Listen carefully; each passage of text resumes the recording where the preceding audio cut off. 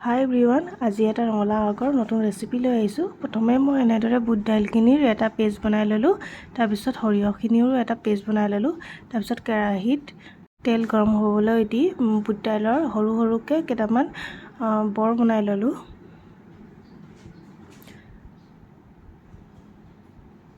বৰখিনি হৈ যোৱাত তাৰপিছত তাতে মই 3টা সৰু আলু এনেদৰে কাটি ফ্ৰাই কৰি ল'লোঁ।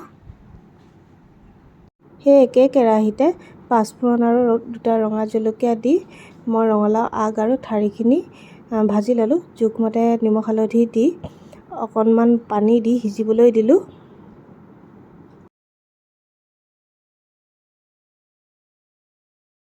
সিজি যোৱাত পুনৰ অলপ পানী মই যোগ কৰি দিলোঁ।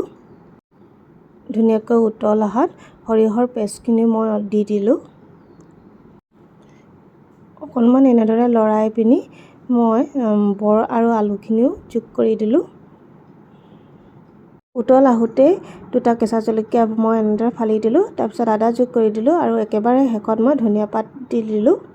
এয়া মোৰ ৰেচিপিটো ৰেডি হৈ গ'ল।